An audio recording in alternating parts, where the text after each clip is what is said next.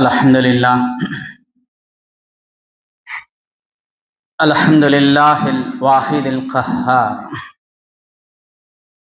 الصلاة والسلام على رسوله المختار وعلى آله الأطهار وأصحابه الأخيار. أما بعد، فقد قال الله تعالى في القرآن العظيم والفرقان المجيد بعد أعوذ بالله من الشيطان الرجيم بسم الله الرحمن الرحيم. ووصى بها إبراهيم بنيه ويعقوب يا بني إن الله اصطفى لكم الدين فلا تموتن إلا وأنتم مسلمون. وقال نبينا صلى الله عليه وسلم لا وصية للوارث أو كما قال عليه الصلاة والسلام. எல்லா புகழும் பெருமையும் ஏக இறைவனாம் அல்லாஹ் ஒருவனையே சாரும்.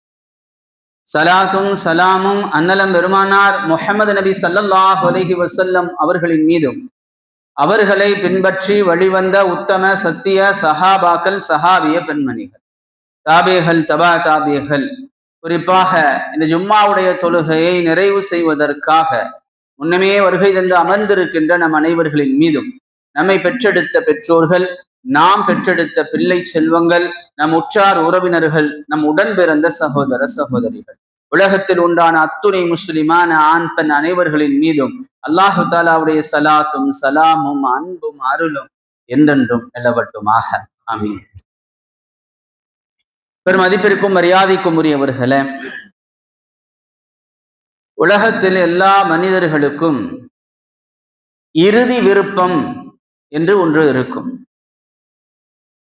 மரண தருவாயில நம்முடைய மரணத்திற்கு பிறகு நிறைவேற்றப்பட வேண்டிய விருப்பங்கள், ஆசைகள், இறுதி விருப்பம்.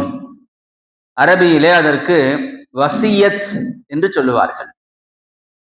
ஆங்கிலத்திலே லாஸ்ட் விஷ், கடைசி விருப்பம், இறுதி விருப்பம் என்று சொல்லுவார்கள்.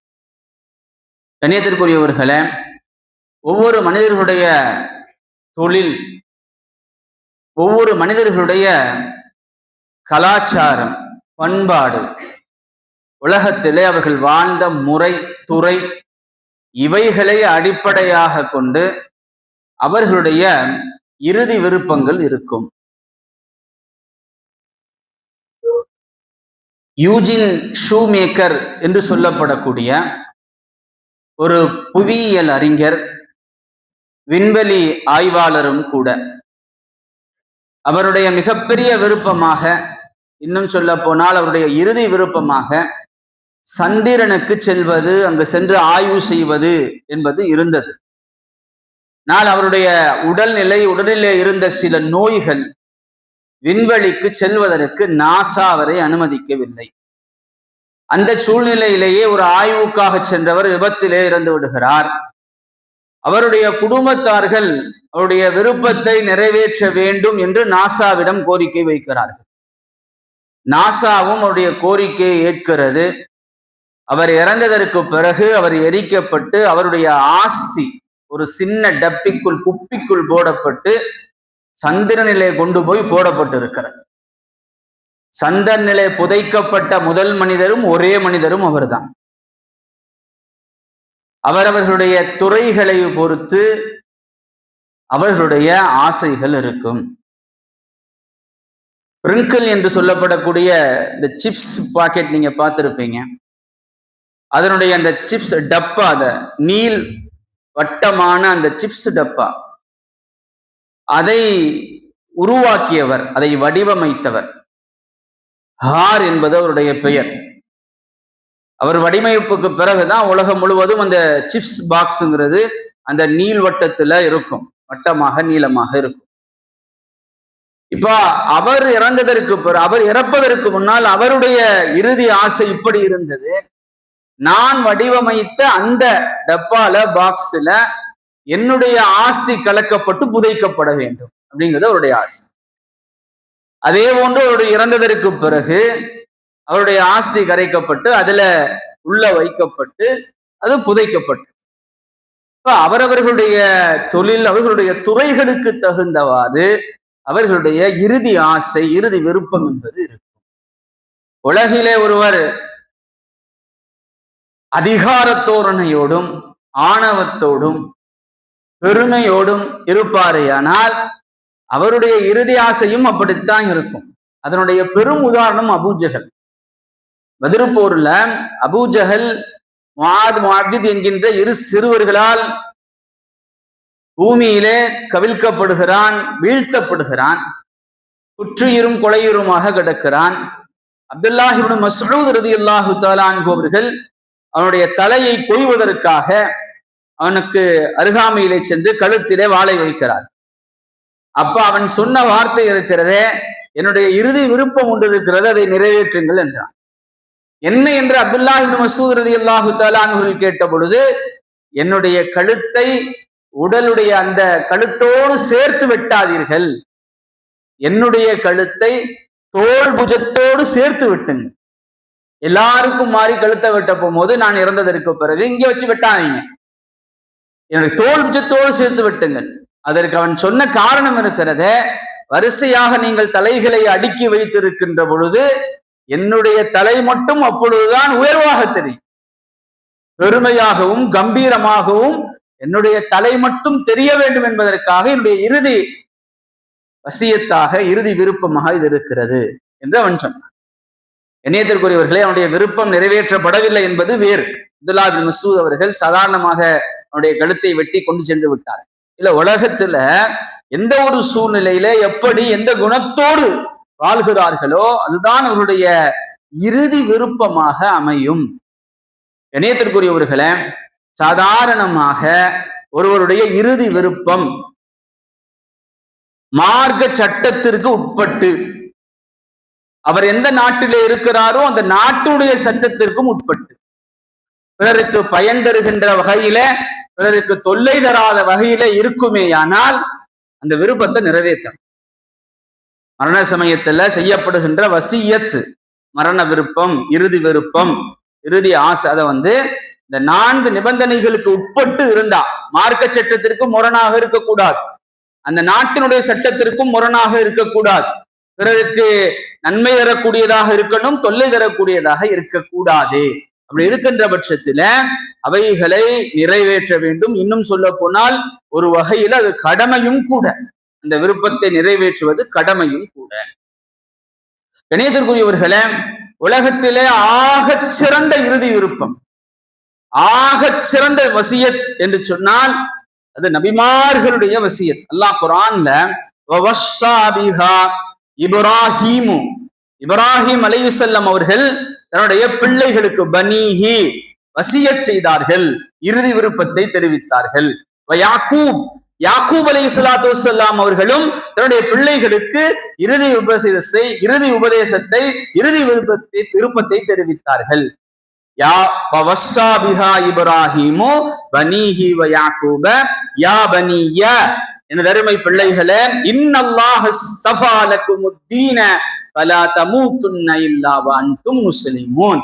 அல்லாஹு தஆலா உங்களுக்கு இந்த தீனை, இந்த மார்க்கத்தை தேர்ந்தெடுத்து தந்திருக்கிறான், நீங்கள் முஸ்லிமாகவே தவிர மரணிக்க வேண்டாம் என்று வசியத் செய்தார்கள் என்று அல்லாஹ் குர்ஆன்ல சொல்லுகிறார். இப்ராஹிம் அலைஹிஸ்ஸலாம் அவர்களும் யாக்கூப் அலைஹிஸ்ஸலாம் அவர்களும் தன்னுடைய பிள்ளைகளுக்கு இந்த வசியத்தான் செஞ்சாங்க. ஃபலா தமூதுன்ன இல்லா வ அன்தும் முஸ்லிமூன், முஸ்லிம்களாகவே தவிர மரணித்து விட வேண்டாம். அல்லாஹு தஆலா இன்னொரு இடத்துல அம் குன்தும் ஷுஹதா இத ஹதர யாக்கூபல் மௌத், யாக்கூப் அலைஹிஸ்ஸலாமுடைய மரண சமயத்தில நீங்கள் அருகிலே அமர்ந்திருந்தீர்களா என்று யூதர்களை பார்த்து அல்லாஹ் கேட்கிறான். ஏனென்று சொன்னால் யூதர்கள் இப்படி சொல்லிக் கொண்டிருந்தார்கள், யாக்கூப் அலைஹிஸ்ஸலாம் அவர்கள் தன்னுடைய மரண நேரத்துல தன்னுடைய பிள்ளைகளுக்கு நீங்கள் யூதர்களாக வாழுங்கள் அப்படின்னு சொன்னார்கள் என்று யூதர்கள் சொல்லிக் கொண்டிருந்தார்கள். அல்லாஹு தஆலா அதற்காகத்தான் இப்படி ஒரு கேள்வியை கேட்கிறான். அம் குன்தும் ஷுஹதா இத ஹலர யாக்கூபல் மௌத், யாக்கூப் அலைஹிஸ்ஸலாமுடைய மரண சமயத்துல நீங்கள் பக்கத்துல அருகாமையில இருந்தீர்களா? இது கால லி பனீஹி மா தஅபுதூன மின் பாதி, அப்ப அந்த மரண சமயத்துல தன்னுடைய பிள்ளைகளை பார்த்து கேட்டார்கள், எனக்கு பிறகு நீங்கள் எதை வணங்குவீர்கள்? சொன்னார்கள், காலு நஅபுது இலாஹக்க, உம்முடைய இரட்சகனும் இலாஹ ஆபாயிக்க இப்ராஹீம் இஸ்மாயில் வ இஸ்ஹாக, இப்ராஹிம் இஸ்மாயில் இஸ்ஹாக்குடைய இறைவனாக இருக்கக்கூடிய இலாஹம் வாஹிதா, ஒரே இறைவனான அல்லாஹ்வை மட்டுமே வணங்குவோம். வனஹ்னு லஹு முஸ்லிமூன், அவனுக்கு நாங்கள் முழுமையாக கட்டுப்பட்ட முஸ்லிம்களாக இருப்போம் என்று அவருடைய பிள்ளைகள் சொன்னார்கள் என்று அல்லாஹ் குர்ஆன்ல சொல்லுகிறார். கண்ணியத்திற்குரியவர்களே, நபிமார்களுடைய இந்த வசியத், இந்த இறுதி விருப்பத்தை அல்லாஹ் குர்ஆனிலே சொல்லுகிறான் என்றால், ஒவ்வொரு தந்தையுடைய இறுதி விருப்பமும் இவ்வாறுதான் இருக்க வேண்டும் என்று உலகத்திற்கு அல்லாஹ் சொல்லி காட்டுகிறார்.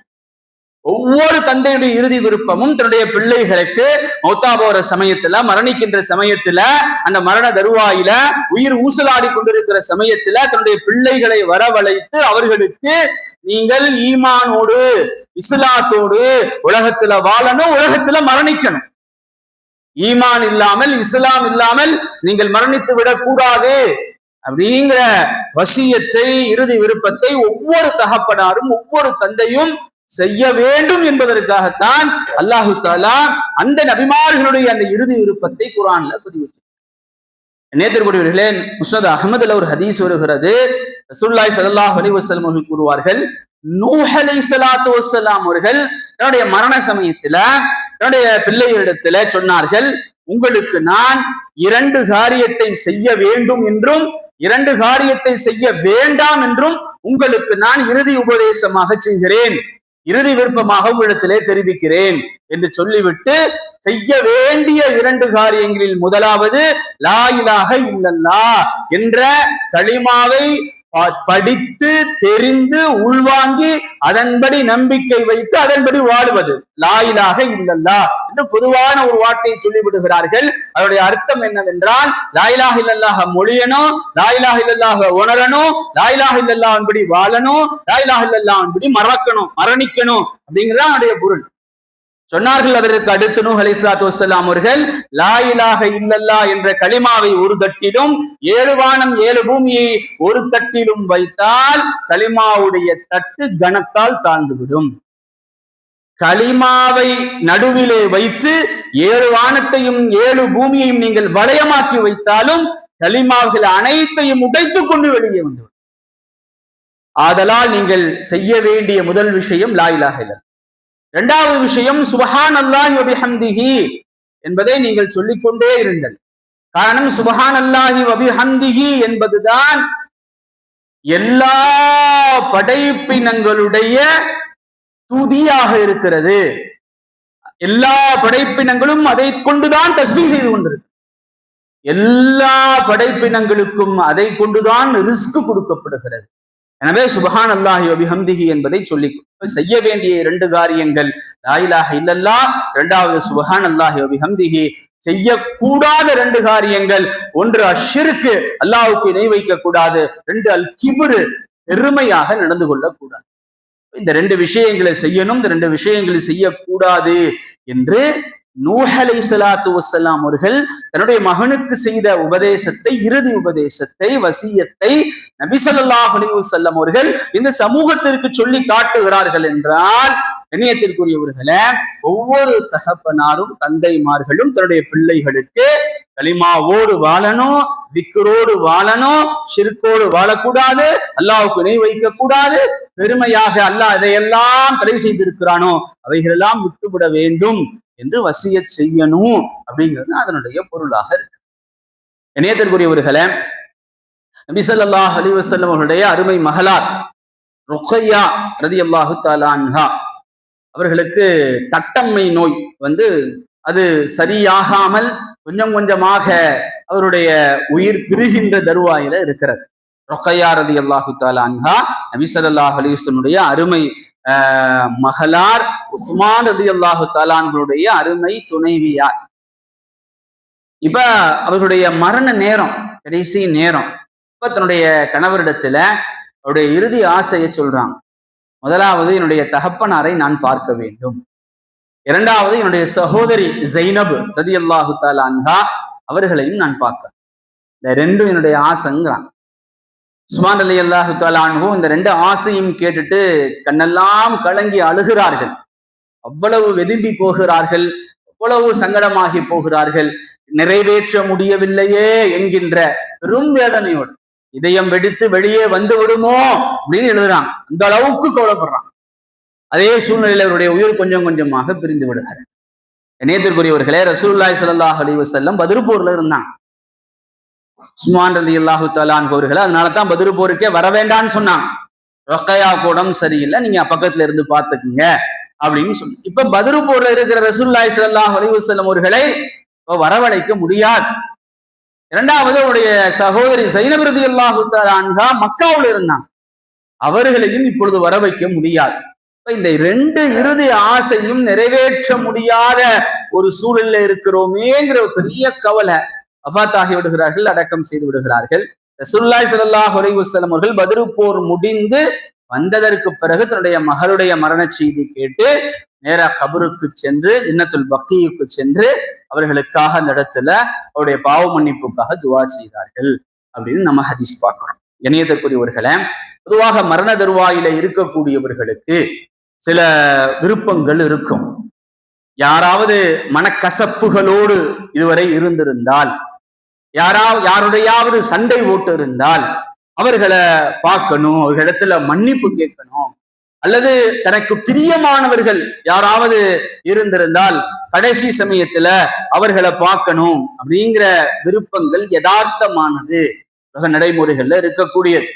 இணையத்திற்குரியவர்களை, அப்படிப்பட்ட ஒரு விருப்பத்தை மரண தருவாயில இருக்கக்கூடியவர்கள் தெரிவித்தால், கடைசி ஆசையாக, கடைசி விருப்பமாக, இறுதி விருப்பமாக தெரிவித்தால் அதை அவர்களுடைய சந்ததிகள், பிள்ளைகள் நிறைவேற்றி கொடுக்கணும்.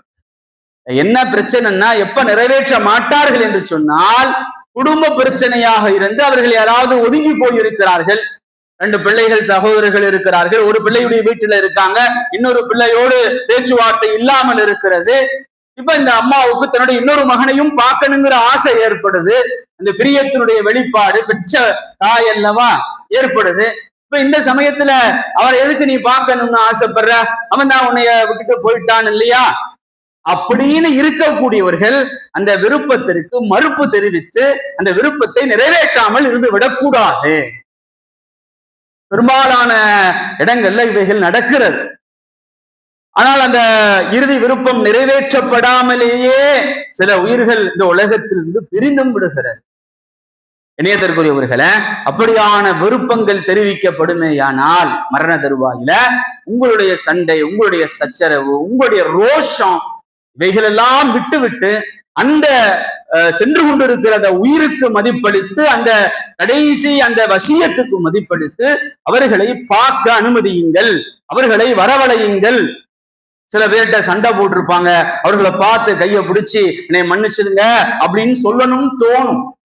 ஆனா இருக்கக்கூடிய சூழல், தன்னுடைய மகன் என்ன சொல்லுவானோ, தன்னுடைய மகள் என்ன சொல்லுவாளோ, மருமகள் என்ன சொல்லுவார்களோ அப்படிங்கிற அந்த ஒரு மனக்கசப்புகளிலேயே, மன வருத்தங்களிலேயே நிறைய உயிர்கள் இப்படியான மன்னிப்புகள் கேட்காமலேயே சென்று கொண்டிருக்க.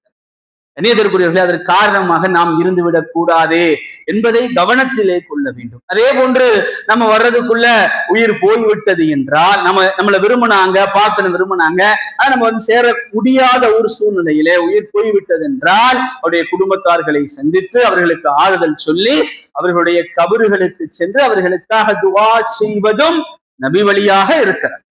ரசூலுல்லாஹி ஸல்லல்லாஹு அலைஹி வஸல்லம் அவர்கள் தன்னுடைய மகள் ருக்கையா அவர்களுடைய கபருக்கு சென்றார்கள். கபருக்கு அருகிலே நின்று அவருடைய பாவ மன்னிப்பிற்காக துவா செய்தார் என்று ஹதீஸிலே வருகிறது. இணையத்திற்குரியவர்களே, அம்ர் இப்னு ஆஸ் ரலியல்லாஹு தஆலா அன்ஹுடைய மரண சமயம் அப்துர் ரஹ்மான் இப்னு ஷமாசி ரஹ்மத்துல்லாஹி அலைஹி அவர்கள் சொல்கிறார்கள், அம்ர் இப்னு ஆஸ் ரலியல்லாஹு தஆலா அன்ஹுடைய மரண சமயம் நாங்க அவரை பார்க்கறதுக்காக போனோம். அப்படி போகும்போது அம்ர் இப்னு ஆஸ் ரலியல்லாஹு தஆலா அன்ஹு தேம்பி அழுகிறார்கள். அழுது விட்டு தன்னுடைய முகத்தை சுவற்றின் பக்கமாக திரும்பிக் கொண்டார். பக்கத்துல இருந்த மகன், அருமை தந்தையே, ரசூலுல்லாஹி ஸல்லல்லாஹு அலைஹி வஸல்லம் அல்லாஹ்வுடைய தூதர் உங்களுக்கு நிறைய சுப செய்திகளை சொல்லி இருக்கிறார்கள் இல்லையா, ஏன் இப்படி நீங்க அழுகிறீங்க அப்படின்னு கேட்டான். டக்குன்னு சோற்றின் பக்கமாக திரும்பிக் கொண்டிருந்த அம்ர் இப்னு ஆஸ் ரலியல்லாஹு தஆலா அன்ஹுடைய மகனுடைய முகத்தை பார்த்தான். பார்த்துட்டு சொன்னாங்க, நான் சேமித்து வைத்தவைகளிலேயே லா இலாஹ இல்லல்லாஹ் முஹம்மது ரசூலுல்லாஹ் என்ற சாட்சியம் தான் மிகப்பெரிய சேமிப்பு. அதைத்தான் ரொம்ப அழகா சேமித்து வைத்திருக்கிறேன். அதை விட ஒரு பெரிய சேமிப்பு என்னிடத்துல இல்லை. என்னுடைய வாழ்க்கையில நான் 3 கட்டங்களை கடந்து வந்திருக்கிறேன். ஆசிரியர் சொல்லுகிறார். முதல் கட்டம் நபி ஸல்லல்லாஹு அலைஹி வஸல்லம் அவர்களை நான் வெறுத்த கட்டம். எனக்கு நபிகளாரை விட ஒரு உலகத்திலேயே வெறுப்பான ஒருவர் இல்லாத ஒரு கட்டம். உனக்கு உலகத்திலே உனக்கு யாரை பிடிக்காதுன்னு கேட்டா நான் நபிகளார் என்று சொல்லுவேன். அப்படிப்பட்ட ஒரு கட்டத்துல நான் இருந்தேன். அப்படி இந்த கட்டத்திலே வஃபாத்தா இருந்தா நான் நரகத்துக்கு போயிருப்பேன். அடுத்து ஒரு கட்டம், அல்லாஹ் என் மனசுல இஸ்லாத்தை போட்டான், நான் முஸ்லீம் ஆகினேன். ரசூலுல்லாஹி ஸல்லல்லாஹு அலைஹி வஸல்லம் அவர்கள் உலகத்தில் உண்டான அத்துணை பேர்களை விடவும் நேசத்திற்குரியவர்களாக எனக்கு ஆனார். ஒட்டுமொத்த உலகத்திலேயே உங்களுக்கு யாரை பிடிக்கும்னு கேட்டா நான் ரசூலுல்லாஹி ஸல்லல்லாஹு அலைஹி வஸல்லம் சொல்லுவேன். ஒட்டுமொத்த உலகத்திலே உள்ள அத்துணை பேர்களை விடவும் நான் நபிகளாரை கண்ணியமாக மரியாதையாக நான் நினைத்தேன். எந்த அளவுக்கு அவங்க சொல்றாங்கன்னு சொன்னா, ரசூலுல்லாஹி ஸல்லல்லாஹு அலைஹி வஸல்லம் அவர்கள் மீது உள்ள மரியாதையின் காரணமாக நான் அவர்களை முழுமையாக பார்த்ததில்லைங்கிறான்.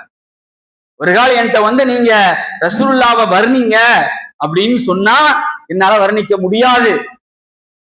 எனக்கு வர்ணிக்க காரணம் ரசூலுல்லாவின் மீது இருந்த மரியாதையின் கண்ணியத்தின் காரணமாக நபிகளாரை நான் முழுசா பார்த்ததில்லைங்கிறான். முழுமையாக நான் பார்த்ததில்லை. அந்த காலத்துல நான் மௌத்தா போயிருந்தா சொர்க்கத்துக்கு போயிருப்பேன். அடுத்து ஒரு காலகட்டம் வந்தது, நமக்கு பொறுப்புகள் வந்தது.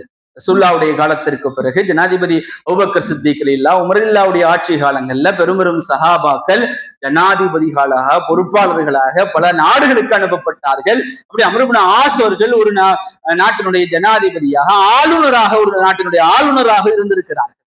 அப்ப இந்த மாதிரியான பொறுப்பு சமயங்களில நாங்க எப்படி நடந்துகிட்டோம்னு அல்லாஹ்வுக்கு தான் தெரியும் அப்படின்னு சொல்லிட்டு, அதை நினைச்சு நான் அழுகிறேன்னு சொல்லிட்டு, என்னுடைய மரணத்திற்கு பிறகு என் பக்கத்துல இந்த ஒப்பாரி வைக்கக்கூடியவர்கள் அவர்களை பக்கத்துல வரவே விடக்கூடாது.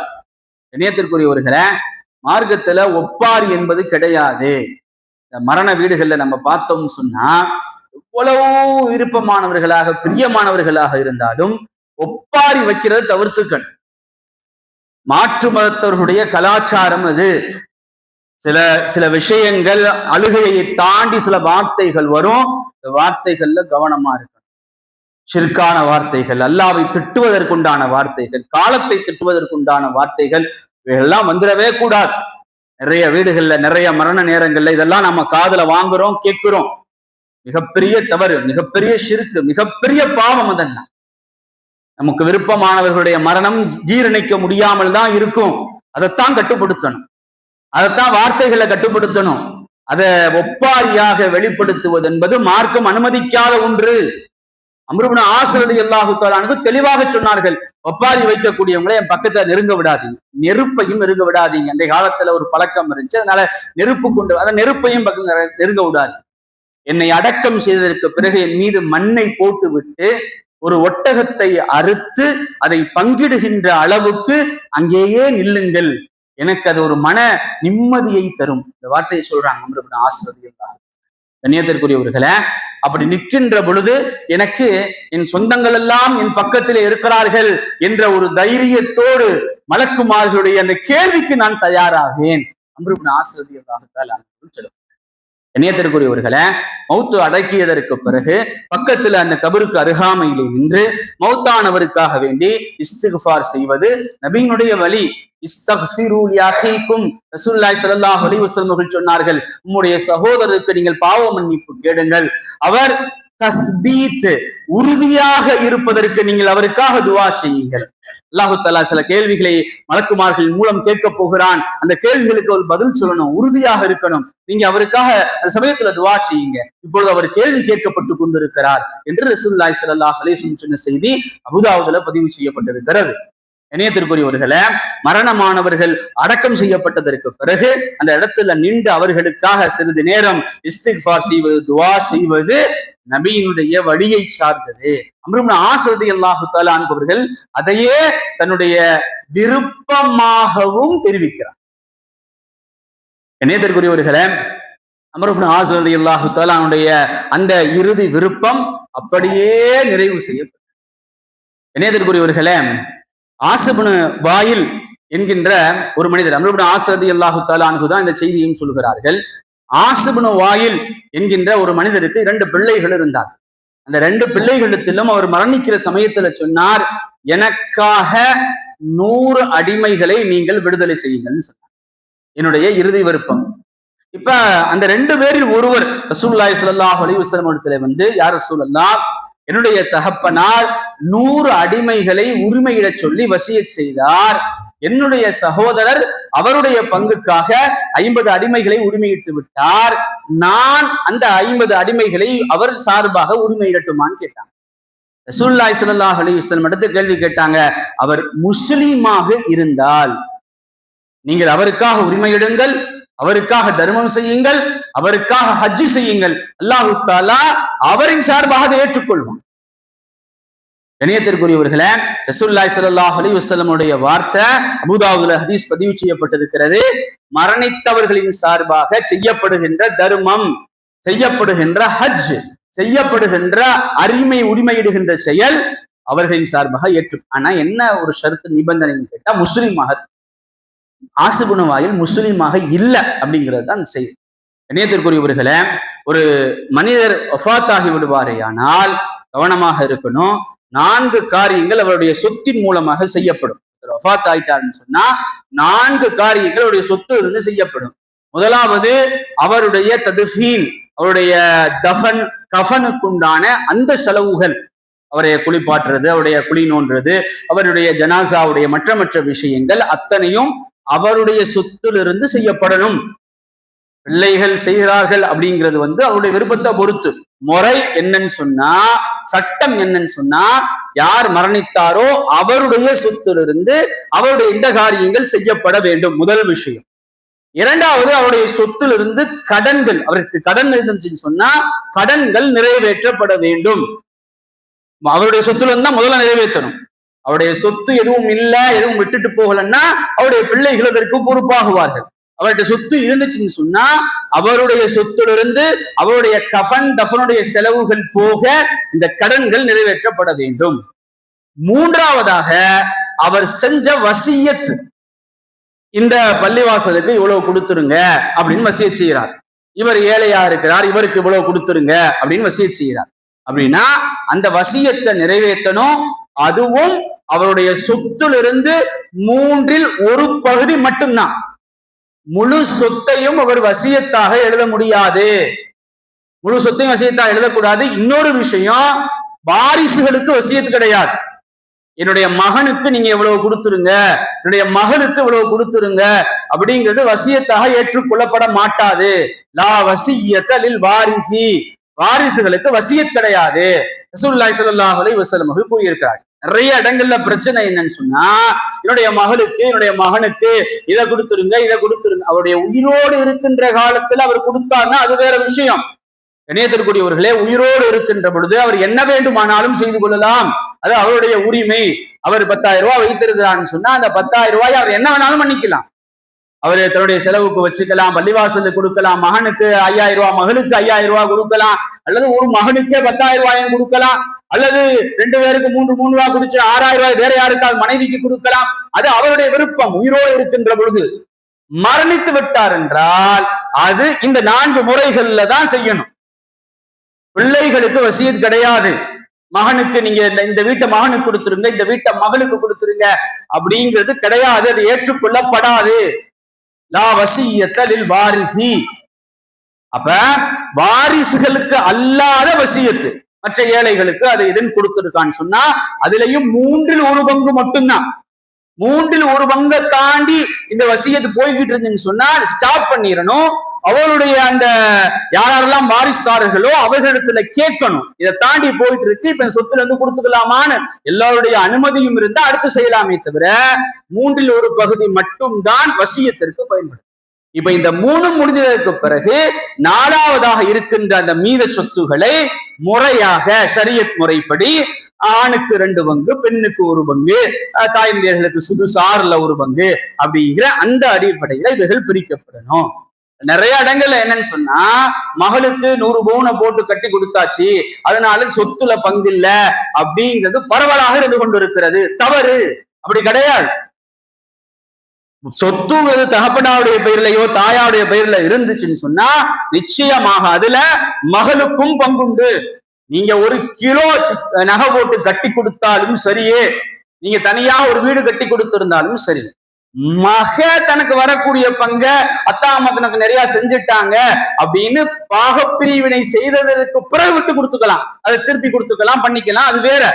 ஆனா முறையாக இவைகள் பிரிக்கப்படணும். மார்க்கம் என்ன சொல்லி இருக்கிறதோ, குர்ஆன் என்ன சொல்லி இருக்கிறதோ, ஹதீஸ் என்ன சொல்லி இருக்கிறதோ அந்த அடிப்படையில 2 பங்கு ஆணுக்கு, பெண்ணுக்கு 1 பங்கு, தாய் தந்தையர்களா இருந்தால் அவர்கள் சுதுசு 6ல் 1 பங்கு என்பதாக பிரித்து கொடுக்கப்பட வேண்டும். இதுதான் மரணித்தவர்களுடைய சொத்துகளில் இருந்து செய்யப்பட வேண்டிய ஒன்று. எண்ணியத்திற்குரியவர்களே, நாம் நம்முடைய பிள்ளைகளுக்கு எது சிறந்ததோ அப்படிப்பட்ட இறுதி உபதேசங்களை நாம் செய்ய வேண்டும்.